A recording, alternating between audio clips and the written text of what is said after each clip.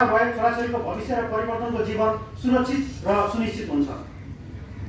स्थानीय विकास, खानेपानी तथा सरसफाइ, वन तथा वातावरण, कृषि, श्रम तथा रोजगारी मजबुत भए गाउँमै सेवा, गाउँमै अवसर र गाउँमै सम्मान हुन्छ। संस्कृति, पर्यटन तथा नागरिक उड्डयन सुदृढ, पहिचान बलियो हुन्छ, आम्दानी र सुरक्षा दुवै बढ्छ।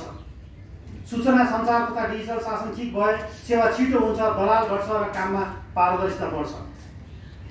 सामाजिक विकास र युवा तथा खेलकुद मजबुत भए अवसर निष्पक्ष हुन्छ र प्रतिभा पलायन होइन देशमै फुल्छ। त्यसैले नागरिकको प्रश्न यिनै विषयमा छन् र उत्तर पनि यिनै विषयमा हामीले खोजिरहेका छौँ। हामी मतदाताले धेरै पटक नेताहरूलाई कहिले भगवान बनायौँ त कहिले राक्षस बनायौँ। बीचको सबैभन्दा जरुरी कुरा छुटाउनाले नै आज यो अवस्था आइपरेको छ हाम्रो देशमा। त्यो प्रश्न सोध्ने बानी। जब हामी प्रश्न गर्दैनौँ तब हामी भावनाले मात्र सोध्छौँ र निर्णय गर्छौँ। भावनाले निर्णय गर्दा कसैलाई आकाशमा पुर्याउँछौँ, फेरि निराश हुँदा त्यही व्यक्तिलाई जमिनमा बसार्छौँ। तर देशलाई भगवान र राक्षसको कथा होइन, स्पष्टताको संस्कार चाहिएको छ। त्यसैले अब हाम्रो संस्कृति यस्तो बनोस्, सम्मानपूर्वक आँखामा आँखा हेरेर शिष्ट भाषामा तर कडा मापदण्डसहित सोध्ने, कहिले, कति, कसले र कसरी।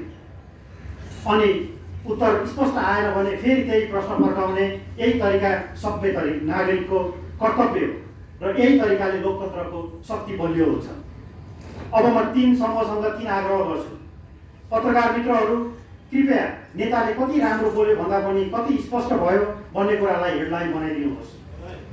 जब कसैले गर्छौँ मात्र भन्छ भने त्यही रोकिदिनुहोस्। कहिलेदेखि सुरु हुन्छ, कतिभित्र पुरा हुन्छ, जिम्मा कसको हो, मिति, लक्ष्य र जिम्मेवारी नपुर्याउने उत्तरलाई फलोअपले फेरि सोधिदिनुहोस्। किनकि स्पष्ट उत्तर नदिनु भनेको जनताको समयमाथि खेलवाड गर्नु मात्र हो। तपाईँहरूले गर्ने तथ्य आधारित निरन्तर र संयमित प्रश्नले नै भाषणलाई प्रतिबद्धता बनाउँछ र प्रतिबद्धतालाई नतिजासम्म पुर्याउँछ।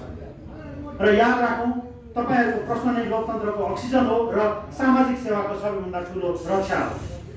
युवा साथीहरू, अब तपाईँहरूको शक्ति बहस मात्र होइन, भेरिफिकेसन बढी हो। आजको समयमा स्टेजको भाषाभन्दा पनि ठुलो कुरा भोलिको प्रमाण हो। त्यसैले सामाजिक सञ्जालमा गाली होइन, सबै शैलीमा मापदण्ड मागौँ।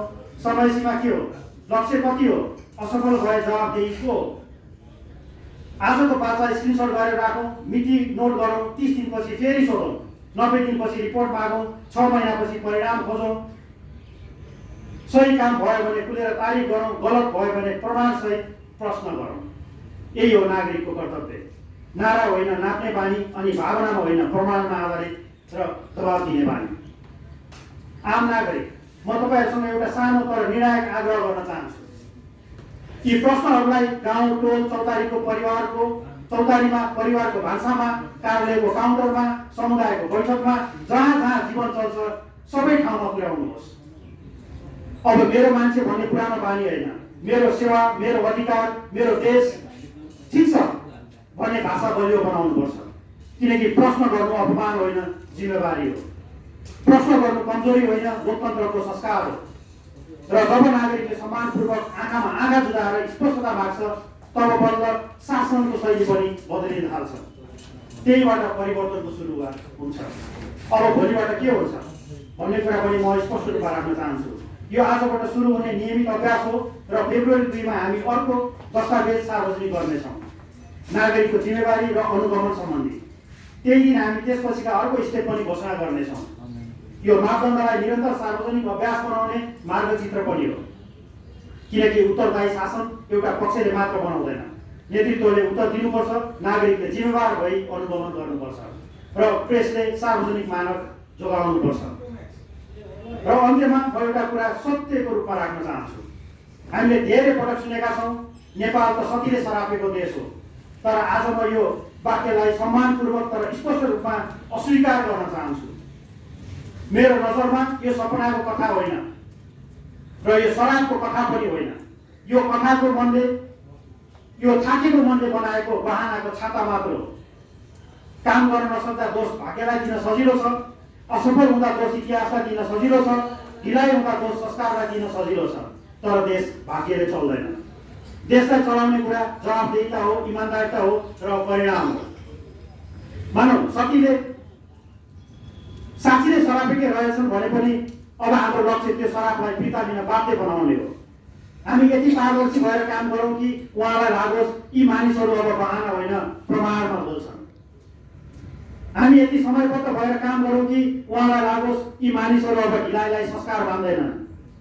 हामी यति नतिजामुखी भएर काम गरौँ कि नेपाल त यस्तै हो भन्ने वाक्य बोल्न पनि लाज लागोस्। र यो सम्भव छ जब नागरिकमा जिम्मेवारी बन्दै प्रश्न गर्ने संस्कार गर्छ। त्यसैले आज हामी यहीँबाट सुरु गर्छौँ। आज हामी शराबको कथाबाट होइन परिवर्तनको प्रमाणबाट सुरु गर्छौँ। आज हामी तालीको राजनीतिबाट होइन स्पष्टताको राजनीतिबाट सुरु गर्छौँ।